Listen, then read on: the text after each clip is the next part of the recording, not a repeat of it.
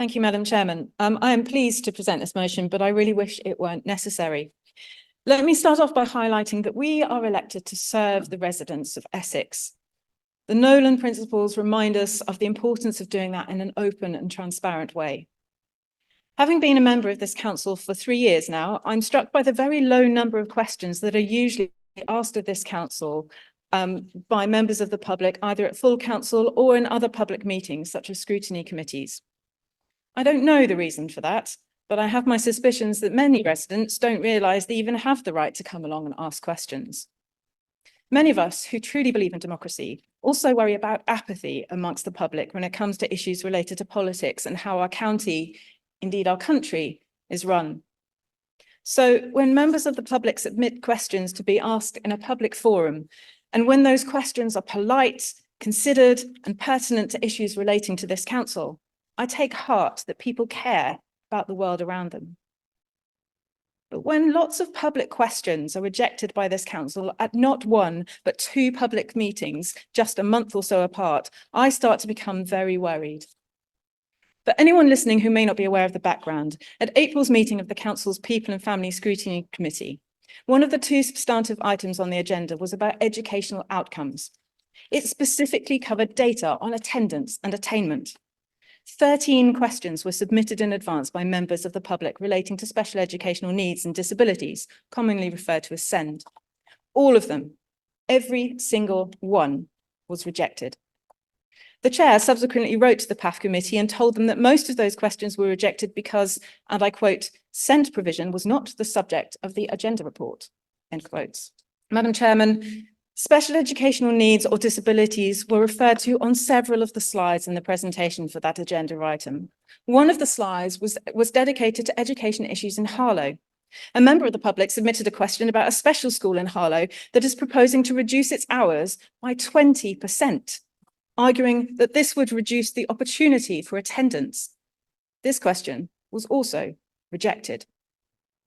If the agenda item had been about highways, I doubt this council would reject a question about uneven pavements from a resident in a wheelchair on the basis that disabilities weren't specifically mentioned in the item title. What's the difference? I struggle with the idea that residents should be prevented from asking reasonable questions about something on the basis that that topic isn't specifically referenced in the title of an agenda report.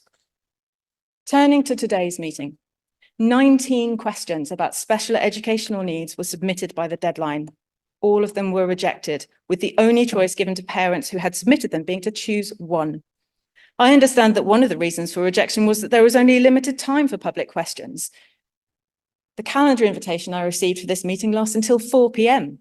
In the last 3 years, I don't ever recall a full council meeting going on that long. So the idea that there wouldn't be time to extend the public question time public question item gives the impression, intentional or not, of a desire to avoid these questions being aired in public. But maybe the administration are having a change of heart. I certainly hope so. So I'm going to take the unusual step of welcoming the Conservative amendment.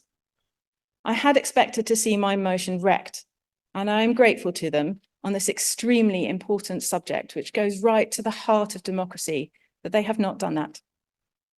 I'm also pleased to see that this council has now committed more money to tackling its shockingly poor performance on issuing education, health and care plans, and that it is committing to do more.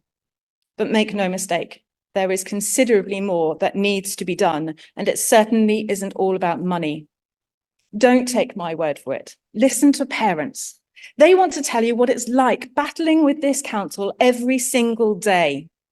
They want to tell you what this council can do to make things easier. They don't want to have to fight every step of the way. They want to get on with their lives, secure in the knowledge that their children have the support they need, that they deserve, and that they are entitled to.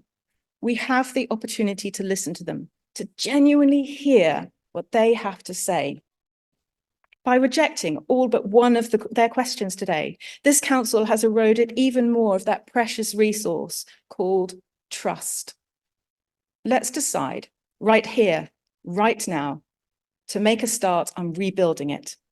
Let's help parents tell us what many of their children cannot.